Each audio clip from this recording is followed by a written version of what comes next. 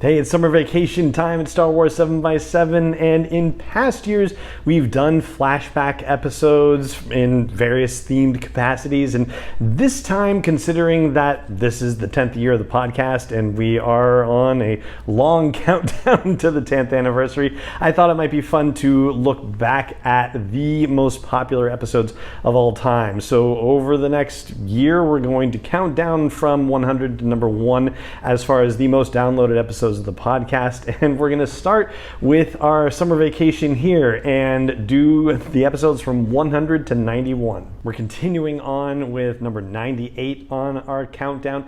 This one is episode 1999, and I had done themed episodes when I hit the number corresponding to the year of a Star Wars movie release, so this one is all about the Phantom Menace. This is from December of 2019. Hey Rebel Rouser, I'm Alan Voivod and this is Star Wars 7x7. Thank you so much for joining me for this episode. So if you've been with me for a little while, not that long, then you will remember perhaps that episodes 1977, 1980, and 1983 explored the themes of family as they were presented to us in A New Hope, The Empire Strikes Back, and Return of the Jedi. So here we are in episode 1999 talking about family in The Phantom Menace, and interestingly enough, it is almost the opposite of A New Hope in its presentation of family dynamics. Specifically for A New Hope, seen from a certain point of view, it's the story of people from broken families coming together to defeat this evil empire, or to deal a blow against this empire, right? Princess Leia's whole family was blown up when Alderaan got destroyed. Luke's father was killed 19 years ago, wink wink, nudge nudge, and he had his aunt and uncle killed during the movie. Han Solo, who knows what his deal was at the time at least, right? And Obi-Wan Kenobi, his whole family, his adoptive family, his surrogate family, if you will, was wiped out with Order 66 and the fall of the Galactic Republic. So, yeah, we have people from broken families coming together against their will in the sense that the departure of them from their families was not intentional. However, in A Phantom Menace, the opposite is true. You have people who all elected to leave their existing families to be able to get involved in the fight that's happening here. For example, Anakin Skywalker, young Anakin, is able to be freed as a slave, and he decides to leave his mother. Yes, he didn't have to leave.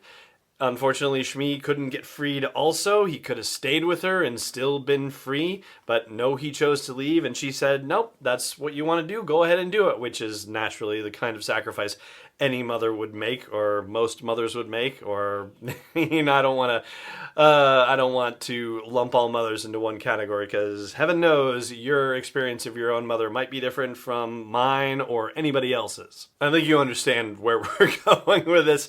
Archetypally, one of those. It's the sort of thing you would expect a mother to do. Then you have the Jedi Order, and the Jedi Order is a full working surrogate family for all intents and purposes, right? So kids come to the Jedi Order, and they are there of their own free will. At some point, they're going to decide whether they really want to stay or whether they want to leave and go off and do their own thing, but most apparently do not. There are statues of the Lost off somewhere in the Jedi Temple archives of less than 24 Jedi who left the Order, although I don't imagine that includes Padawans and younglings who are like, maybe not, right? I think that's probably mostly masters and knights and so on and so forth, but yeah, they all have a choice. They can stay or go back to their own lives, and yet they have become committed to the Jedi Order and dedicated to that family. And the funny thing about it is that family works just fine when there's no conflict, when everybody just gets to hang out and meditate and do some lightsaber training and learn how to commune with animals and that sort of thing. Everything's fine.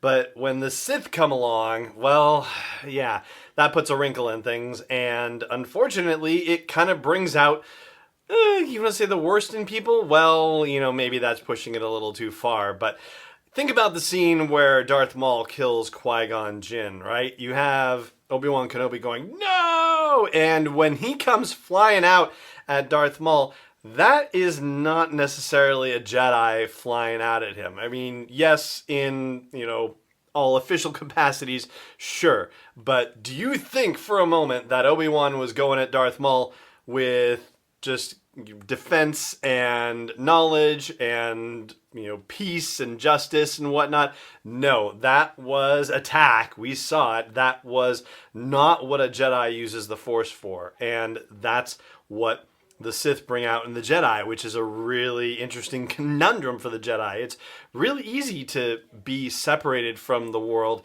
and separate yourself from all these troublesome emotions that come up. But when you've got to operate in the real world, well, then these emotions become part of the equation. And we see that family includes attachment, and attachment is something that happens within the Jedi Order, right? I mean, even Anakin says, we're lectured against attachment, but compassion certainly is something that we should be keeping in mind. And, this is all a part of his smooth talk to try to seduce Padme, right? Yeah, we're not going to get to Attack of the Clones for another 3 days yet, but we're heading in that direction.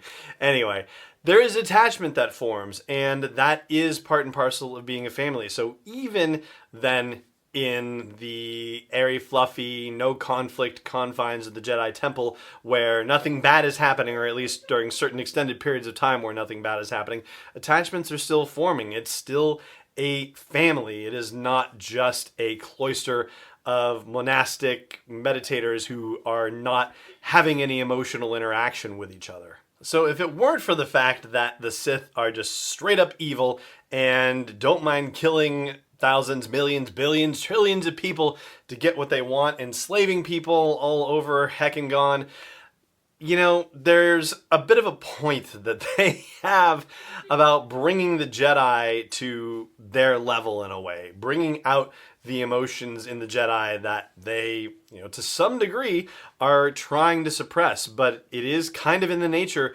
of sentient beings, as presented to us in the Star Wars movies, to have emotions, and to master those emotions is ultimately what the Jedi are supposed to do.